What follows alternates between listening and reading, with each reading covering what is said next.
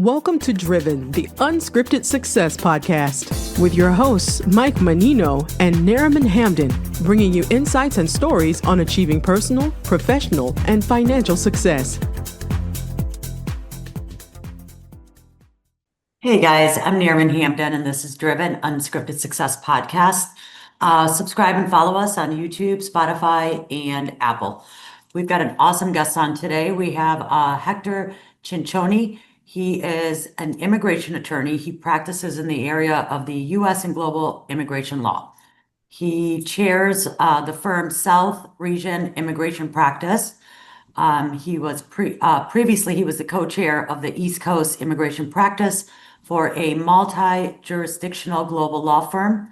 He is the National Immigration Counsel for ALTA and RBA in the United States. He has represented a vast number of corporate and individual clients throughout his career, ranging from premier U.S. healthcare organizations, Fortune 100 and Fortune 500 companies, multinational corporations, and universities to doctors, professors, researchers, and students. I could go on and on. Why don't I just have you come on and Hector, welcome. Thank you very much. It's a great honor to be here with you today. Yeah, I appreciate you taking the time to come on and chat with us about what you're doing and what you got going on. So wonderful. Why don't you give us a snapshot of what your business is, what you do? Yeah, primarily what I do is, I have a great privilege of practicing immigration law, and my area is corporate immigration. That's why I represent a lot of companies and so on and so forth. Primarily, what I do is to bring individuals that are or represent high net worth individuals that are investing in the United States, and bring professionals, like IT engineers, doctors specialize in different specialties, also developers and so on and so forth. The majority of them, but I also do represent clients that I do audits, I-9 audits, what we call, employment authorization documents audits, and also a lot of counseling, because the government now, for example, is doing a lot of audits of employees that are in temporary protected status, what we call TPS, paroles, and so on and so forth. So, yeah, it is vastly immigration. It's sort of an international practice. Sure, and you practice out of Miami. Correct. I practice out of Miami, but my practice is national. I have clients all over the place, all over the United States and South America and Europe. Yeah, sure. So when you think back, are there any moments that you'd say really changed the game for your career? Oh, absolutely. I could talk to you about 27 years worth of experience. I mean, that seems like it never ends. It's interesting because I originally did not want it to be, I wanted to be a litigator. I didn't want to be an immigration lawyer when I got out of law school. And I think immigration found me. And that was probably the greatest gift I ever received, because I never went back. I love what I do. I wake up every morning, wanting to do my job and represent people and talking to clients and going and winning cases. That's what I'm sort of about. And I think that was a great moment in my life. And then it has been throughout time, times where I have decided to change law firms, or clients have come to me that, you think those moments are the moments that define your career. So yeah, plenty of those. Sure. So how do you deal with taking risks? Is there a time when rolling the dice really worked out for you? Yes, I mean, it's interesting when you say taking risks, because I think it's every day take risks. You go out sometimes from the individual to the personal, in terms of the practice. For example, you have to have a practice that is well designed, and for example, in terms of representation. But sometimes you have to go on a limb. We call sometimes filing cases that, yes, they have a basis, but you are taking a gamble. You know that, and then when it pays off, then you're thinking, great, this was a marvelous moment in your time, your representation. Those are be some, and then also the idea of investing and people investing in certain type of practices. We represent a good number of welders, for example. That's not a common practice, and sometimes dedicating time to that. And but when it pays off, it really does pay off. And yeah, so risks are important, but they have to be measured, I guess. Sure, it needs to be a calculated risk, if That's right. anything, and so I completely understand that. What's a skill or habit you think doesn't get enough credit for contributing to your success? Well, I think that primarily is the dedication of client loyalty. I mean, I think that sometimes a lot of lawyers lose sight of that. That it's important to hold hands. It is important to carry your client through the threshold of winning a case, or you are here to take a burden on top, because now Sure. these times we live in times that are very, very difficult. And I think that ability of being a counselor, ability of being there for your client in the interest of efficiency sometimes get lost. And I think is a mistake. I think that you have far more to gain to be friends with your clients, be able to help them out of there, and being, putting the jersey on to help your client rather than being practical for purpose of efficiency. I think that does get lost sometimes. Sure, absolutely. So I'm sure staying on top of any field is tough. What's something exciting you see on the horizon in your industry and how you're getting ready for it? Um, a lot of things. This is here is the other day I heard a joke. This was a few years ago. They go, for the immigration lawyers, there is no such a thing as a bad immigration law. Everything is Right. and it is tough to keep up. I belong to the American Immigration Lawyers Association, who keeps us abreast. I keep abreast of the news. I'm constantly on LinkedIn and so on and so forth. So that way, and we have a team of people that I write constantly. I publish a lot of articles and things like that. So I keep myself informed. But the we live in interesting times because we are in an administration that is undoing the things that the prior administration is doing. And Sure. they have gone out into hiring more resources, employing far more resources. Exciting is how they're using artificial intelligence. We are Yes. starting to use artificial intelligence, which is unheard of. You will never lose the human touch. We have to have lawyers representing and understanding the whole thing. But Sure. that's exciting. It is exciting and also troublesome, troubling, I would say, the fact that we see employers being affected a great deal. Audits, investigations, and a lot of people very nervous. One of the things I do is I represent the church. And one of the things I've been talking to this church, and they're saying, the people don't want to come. And why not? Because they're afraid, for example. So it has affected everything. I mean, I don't consider that exciting. I consider that problematic. But at the same time, I had never seen a period of my life as a practitioner for 28 years in a situation like this. Never. With the church? Well, with the churches, with the employers, seeing all these, the fear, the investigation, Yeah. the audits, the whole thing, the environment. That's what I'm trying to say. Yeah. The immigration I environment is very sure. risky. Yeah, I mean, everything is a fear factor, everything is instilling fear in the people in order to maintain control. I mean, it's a tactic that goes back into, I mean, centuries ago.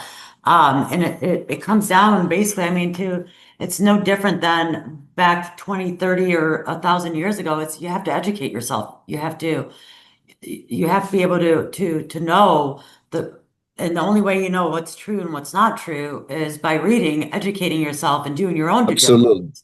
And Yeah, talking to people. I agree with you. Perfect. Talking to people, because you are Sure. there doing the rounds and talking to people, talking to the clients, see the needs of the client. Interestingly enough, until recently, President Obama had deported more people than any other president. I mean, there was in the last 3 or 4 presidents, and it was an important statistics because he was very quiet about it. Here now, at present, there's a lot of noise that makes people very fearful, not wanting to do things, and also it affects the economy. That's something that we do not see.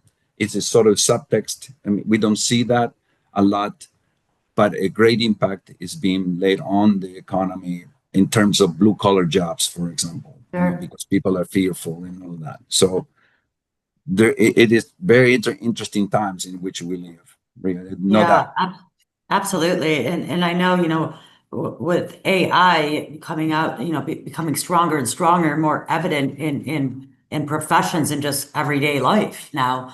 It's it's a lot of people are afraid of it and have the concern that, oh, it's going to take away our jobs. It's going to do this.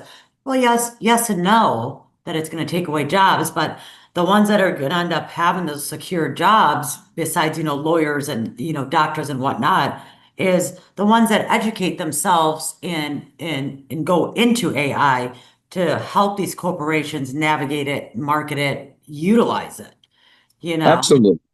So it's no, I mean, it's no different than anything else new that comes out, Right. in every couple decades. That's a shock factor. So what leading a team has its challenges. What's your leadership style, and can you give us an example of how it helped you through a tough spot? Sure. Look, I have a team of several people, paralegals and lawyers and all of that. And then my style is I like to be render reports of what's going on. I like to be keep a hands on the cases, review the cases, make sure I know every case that leaves my office. It has my signature. I am well acquainted with. I work on the cases like any other lawyer. I mean, just but my style is a little bit, sort of hands off. No being breathing on their necks of the paralegals. They have a lot of freedom in that Sure. regard because I think this is when it becomes more creative. I think that it has been. I'm not kidding. Many opportunities when the paralegals come and go. Um, I think we should do this. And I'm thinking, okay, that's a little bit risky, but let's try it. Then you and many times that creativity, allowing them to be creative, to study the case, to work on the case, to take the time on the case, and not be so worried about okay, the billable hours, this and that, has paid off 1,000 times over. We have had Sure. cases that have been approved that we had to work hard for them, make arguments, and the paralegals have been the one that they were with the idea behind it. We developed it, and the other thing is listening to them because they have Yes. the pulse on these cases. No, no, don't forget about that. The paralegal advice, especially good paralegals, are definitely a treasure. I mean, that's what they are. Sure. Absolutely. So when you're building your dream team, what's the one trait you always look for and why? That's a very good question. That's actually just an excellent question. There's no one trade. You look at quality of work. That's primarily then habits. Work habits, communication habits, and the other thing is ability to relate to the clients Sure. and into the team. You cannot bring somebody for as good as might be if he's not going to get along with your clients or not get along. So there is a personality thing. For example, I employ all sorts of paralegals from different backgrounds. Most of them get along really well with the clients, and that actually is 50% of the battle. Being able to relate clients that are stressed, the clients that have worries, and need somebody sometimes to talk and understand and all that. So yeah, those are I think 4 or 5 traits: that efficiency, quality of work, ability to relate to the client, ability to relate to the team, work habits. Those are important. Sometimes they're kind of difficult to measure, but Sure. Yeah. it is a little bit of risk. Absolutely. And it's, more so being able to adapt to situations and basically the old school saying, read a crowd, read a room. Right. That's exactly right. Yeah, Which is not absolutely. easy to do, so it's when you come by paralegals or anyone in any professional field with that's able to do that, those are the ones you want to bring in and keep them or try to keep them and allow them to grow with the team. So Absolutely. how do you encourage your team to think outside the box and bring new ideas to the table? Look, I'm going to be totally honest. My team, this is the thing. There are lawyers that I admire a great deal because they have that kind of ability of thinking outside of the box. I'm not an outside box thinker, but I am somebody who listens to those outside box thinkers. And I tell you something, I have a couple of paralegals that they think of this, it's amazing. Sometimes I'm thinking, what's going on with me? Why can I don't think that way? In the I tell you, it's fantastic. But I guess my ability is like you can be a great musician or you can be somebody who enjoys music a great deal. There is, somewhere. Sure. So I'm the other guy. I'm the guy who enjoys. We do, it's good to be creative. I think experience give you creativity, but at the same time, thinking outside of the box. I guess I get encouraged more by them that I encourage them to think outside of the box. It also had to do with personality and ability, experience. I guess to me is paralegals and the associates that work with me have the ability to be free to express themselves because somewhere in the midst of the problem, the ability to think, wanting to resolve, wanting to win the case, wanting to help the client, there is a solution. There's always a Absolutely. solution there. And sometimes the solution is thinking outside of the box and maybe situations where you say, don't do anything, just pull back and don't do anything. That is a solution in itself. But encouraging people to think out the box, the only thing I can say is giving the freedom to be. And then, but I'm not so much of a somebody who thinks outside of the box as they are. They're much better than me. I have to recognize that. Well, that's good that you recognize that, and then they have you to bounce those ideas off Right. where you can nitpick through them and see with your experience what's realistic and what's not. You know? In the end, yeah, in the end, I'm Yeah, responsible for that and before the client. So we absolutely. had to, but thank goodness we are very cohesive as a team. I guess. I mean, that's the other thing. So I like that. Yeah, that's wonderful. So what's a day in your life look like, and how do you juggle work and everything else? Well, it interesting. That's a very good question. I've been doing this for a long time, but I wake up around 5:30 in the morning, and and then I begin around 6:30 or so. Sit on my computer and go answer emails. Um, I see clients. I have a lot of interviews during the day. Consultations and so on and so forth. Then I do my work, audits or whatever cases I'm working on, and then I have a meeting usually with the paralegals, and we are constantly communicating.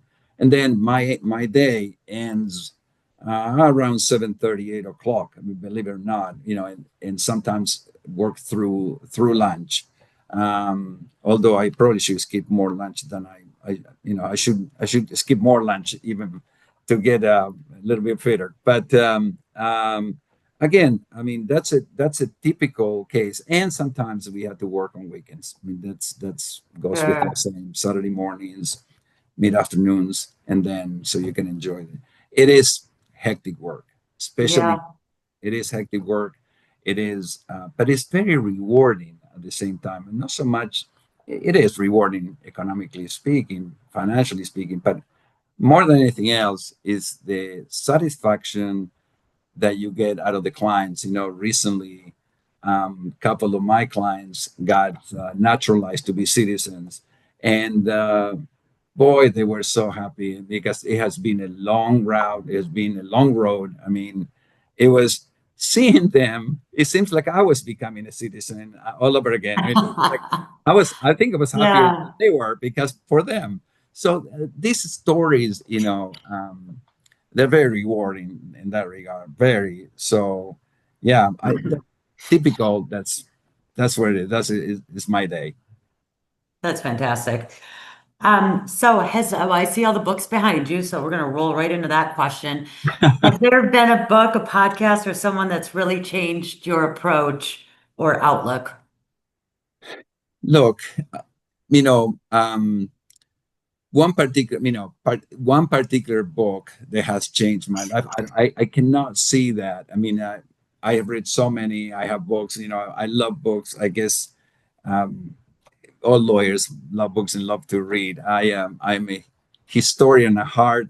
I am an immigration lawyer with a historian heart. But I cannot mention in one particular book, but I do. I'm so very grateful, I would say, because the immigration bar and is second to none in terms of the authors, in terms of people sharing their knowledge and the know-how. I never seen any other bar like ours, and it's constantly mentoring. You get mentor, you mentor, and it never ends. I tell you that every year we have the AILA, American Immigration Lawyers Association National Conference, annual conference, and it's fantastic. I mean, not only the books and the production, and then the articles that are right there. It I never seen. I don't know of any other bar. The litigation, the trusts, and all of that, anything that is like that, like ours. So I love that. That has been a career change move for me. I mean, this is absolutely fantastic because I don't know what I would have done. No, able to Sure. grab the phone, ask a lawyer, okay, what do you do in this situation like this, or read, do the research. And it's fantastic tools. Yeah, I love your passion for what you do. You really enjoy what you're doing, and I mean, you basically live, eat, and breathe law, which is, and you can see the smile on your face. So it's inspiring You know how that you fortunate found I your feel. passion. I Yeah, feel very fortunate to wake up every day. I mean, believe me, there have been plenty of bad days. I mean, plenty of of bad days. So course. you think, oh Sure. my goodness. But I do wake up very excited about doing my work. I love that. I think I've been more than lucky. I have been very blessed. And Yes. I Yeah. feel blessed. That's how I feel. And That's special. That's very, very special. So how do you tackle learning new things, especially stuff that's way outside of your comfort zone? that's an excellent question. I think I have had situations where, of course, plenty. That's the other thing about the immigration field. You never cease to learn, and there's always nuances. There's always things that you do not know, and then you have to. Um, and there are things that are very complicated. Talking about temporary protected status of the government has been canceling these programs. Venezuelans, Haitians, Nicaraguans, Cubans, so on and so forth, and different rules, different courts issuing different orders. So the primary way that I focus in learning new things in this particular case is I go to the AILA Infonet. I get articles, I read about these things, I read the news, I go to government sites, and then I discuss this not only with my team, I also discuss this with lawyers that know about the topic. So Sure. by the time I'm done with that research, which could last from a few hours to days or weeks, I'm pretty well aware of what it needs to be done. I think in that regard, I'm kind of intense because I look at forms, I look, instructions. You look to every little possible detail because you want to be. Sure. And the other thing is when there is something that is new, and then you write about it. You write about it. In order to write, you have to do your research. You have to understand it. You cannot go out there and put a blog article, and then somebody's calling you thinking you are out of your mind. Right.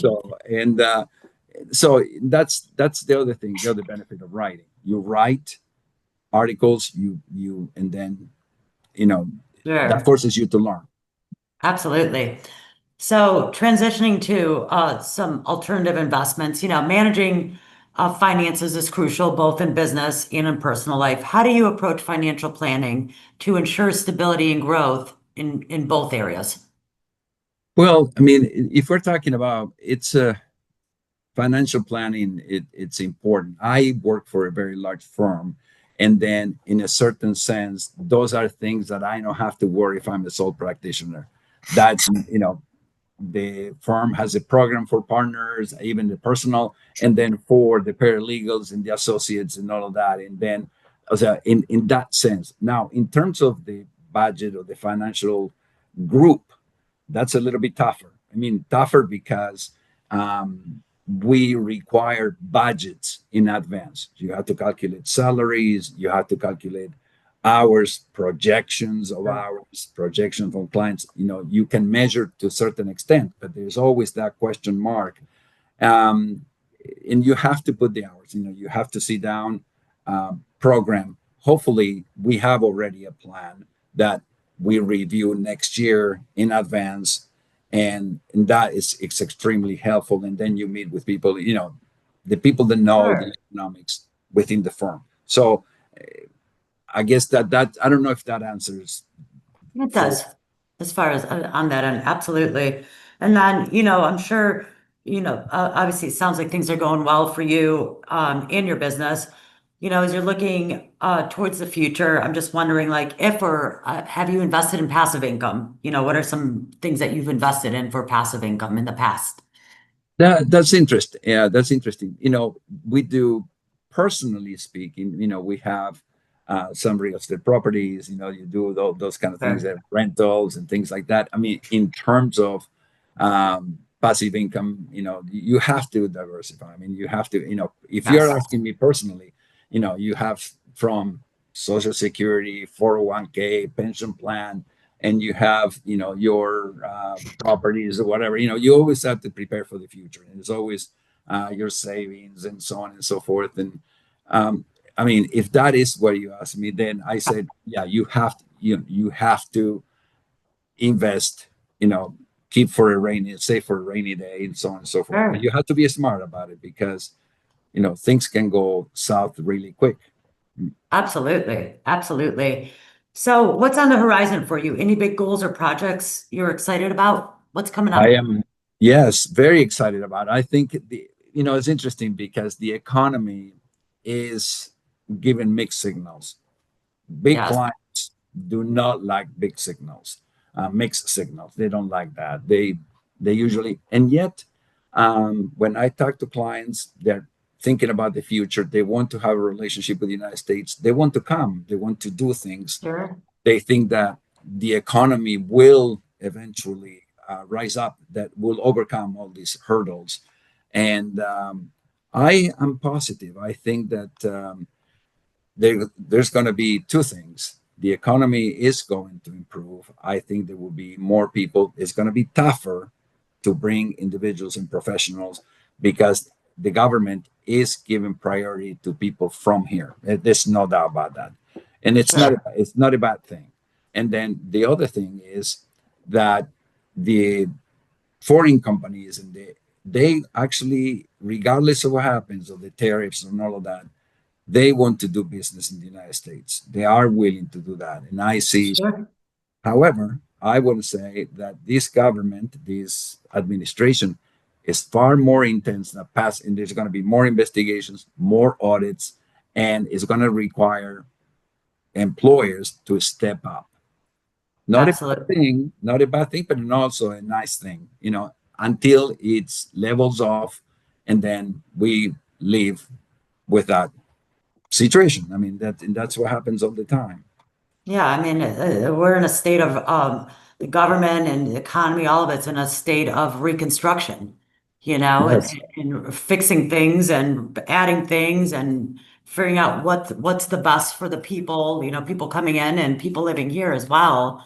And it's going to take a little bit of time, but I agree with you. It will eventually level out and balance itself out, and we can coast again. But until they get everything, reconstructed and evaluated and whatnot, it might take a little bit, but hopefully be before the end of next year, but who knows? We're going to feel the pain. We are going through pain. Yes, We're feeling the pain. I mean, that's yes, a little bit of pain is okay. I don't know how much sure. but this is the American genius. I mean, we Yeah, have gone through these moments. They are intense, and let's see. I have trust in not only in the American people, in the American system. I think that. For heaven's sakes, we have gone to the moon. We're going to Mars. I mean, Americans have been, nurtured by migrant movements and geniuses, and the freedom of enterprise and capitalism has been, even if we did not invent it, we are probably the most capitalist country in the world, and this is why the United States is what it is. right. So, yeah. Absolutely.